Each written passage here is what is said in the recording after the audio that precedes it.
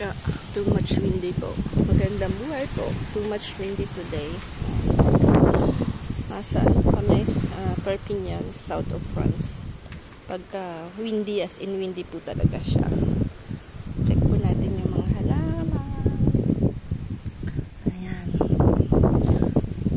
Pag umaalis po ako, normally, lahat po ng mga sukilan ko para kung mamamatay yung mga nasa paso, linalagay ko po sila dito sa lupa. Para at least kung mamatay lahat yung nasa paso, meron pa ako nakasurvive sa lupa. Mas nakakasurvive po kasi sila sa lupa. Nakita ko po lahat ng mga namatay. Raspberry. Namatay ko din lang po yung nasa paso. So, pwede ko pong itanim to. Ayan. Lahat namatay kasi nag 42 degrees po yata dito eh. Yung ganun din, medyo nag-suffer. Nung pag-alis po namin, ang ginawa ko po kasi, grinup ko po yung mga halaman ko kasi kawawa naman po yung magdidilig.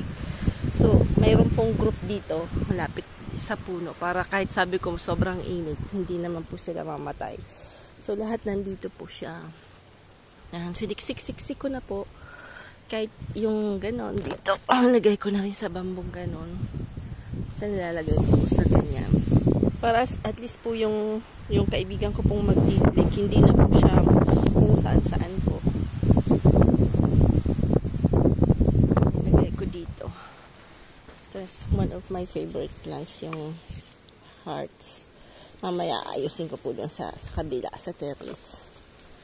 Ayan. So, ganun talaga po ang problema pag kayang magbabakasyon ka. Siyempre, ayan. Pero at least hindi po sila namatay. Yan yung Hoya. Hoya is very difficult to find. Pero napakabilis niyang buhayin po. Ito yung galing kay Sisi. So, let's see. Parang dry na dry.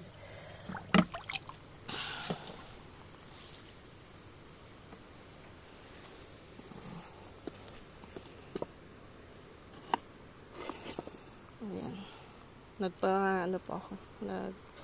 Nagpatubo po ako niyan. Tapos sa kabila, yung another group ko naman na, ayan, ito. Pero sa tingin ko, papasok ko to kasi parang hindi niya kaya yung ang ganda pa naman. Nung binili namin yung bahay, nandito na po to. Kaya lang parang hindi niya kaya yung hot tsaka cold. So, ano po yan, terracotta. Parang may quality din po sila. May terracotta na pagdating ng araw, nagkakaganyan siya, oh. Hindi niya po kaya yung lamig tsaka init. Ayan. Ito galing kay mami. Kay mama ni Frank. So, yan po yung another group. Green ko din. May aloe vera. Yan. Siyempre, tanlad. Pag pinay ka talaga, kailangan mo rin ng tanglad. Ay, may escargot. Kinakain yun dito, yung escargot. Pero not fun. Kasi ito na yung halaman. So, binili namin ito sa Emmaus,